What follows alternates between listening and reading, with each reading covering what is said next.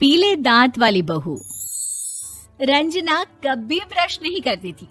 उसे कितनी बार उसके माँ बाप ने डांटा, लेकिन उसका कोई असर उस पर होता ही नहीं था, जिस कारण से उसके दांत पीले पीले हो जाते हैं। शादी के बाद अरे बहू, वैसे तो तुझ में कोई कमी नहीं है, पर तेरे दांत इतने पीले कैसे हैं बेटा? कैसे मतलब? कोई सर्जरी थोड़ी ना कराई है। वो तो क्या नाम, मैं ब्रश नहीं करती थी तो पीले हो गए। अब क्या करूं? आप कहें तो लाल करवा लूं या फिर काले? यार ये क्या है, क्यों माँ से लड़ रही हो? लड़ रही हूँ? अरे मैं लड़ रही हूँ या ये बोल रही है कि दांत पीले हैं, पीले। अरे तपस्या थोड़ी ना की है इन्हें पीले करने के लिए। बकायदा ब्रश नहीं किया है 20 साल तक, तब जाकर। छी, कैसी बात कर रही हो? ये उस वक्त तो पीले नहीं थे जब हम लोग तुम्हें देखने आए थे। अरे तब साफ करवा लिया होगा डेंटिस्ट के पास जाकर। अब देखो कैसे पीले पीले लग रहे हैं। रंजना सास की तरफ गुस्से से देखती है।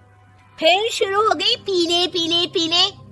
अरे पीले तो तब भी थे जब मेरे हाथ का रसगुल्ला उड़ा उड़ा कर खा रही थी और बोल रही थी, लड़की नहीं गुणों का खजाना दे रहे भाई साहब आप।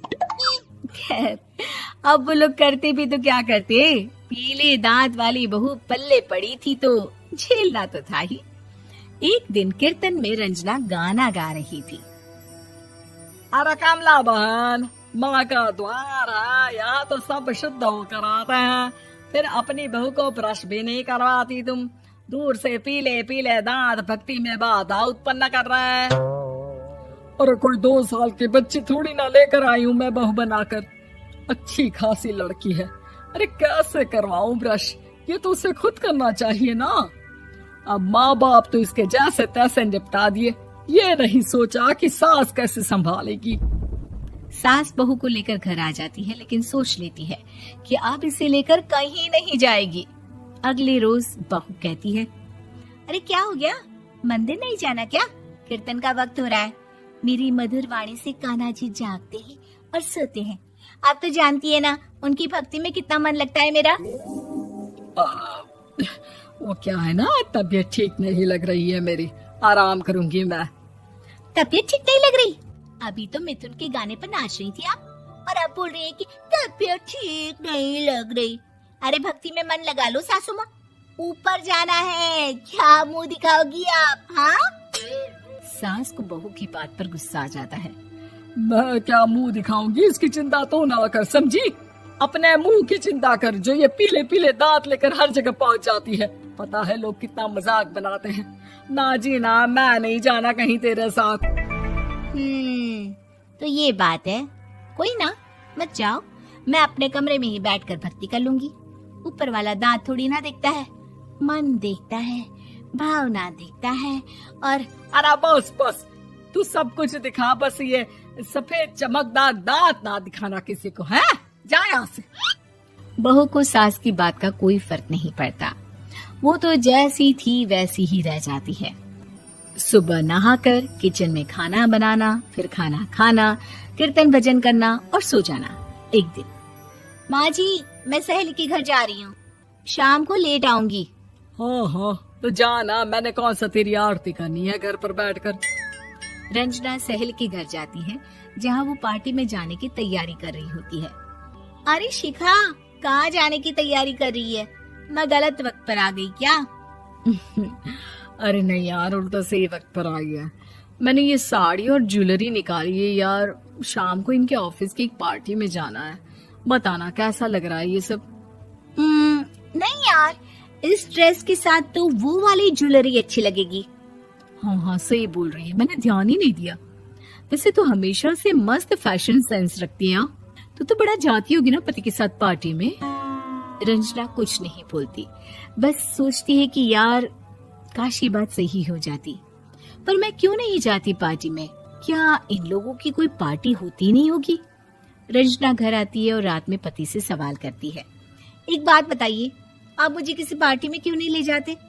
क्या आपकी यहाँ ऑफिस में पार्टी नहीं होती? पति बेचारा क्या कहता कि दांत पीले हैं तुम्हारे इसलिए। अरे कोई पार्टी होती नहीं हम लोगों के ऑफिस में, तो कहाँ से लेकर जाऊं? और मार्केट, मॉल, कहीं वीकेंड घूमना, कहीं तो। अरे यार सारे हफ्ते में एक छुट्टी मिलती है, तो सोचता हूँ कि आराम ही कर लूं। क्यों? रंजना मन मार के रह जाती है। पहले कभी सास के साथ मंदिर जाया करती थी, लेकिन वो भी सास ने ले जाना बंद कर दिया। घर बैठी बैठी रंजना बोर हो जाती है। तभी उसे आइडिया आता है और वो मायके जाने का सोचती है।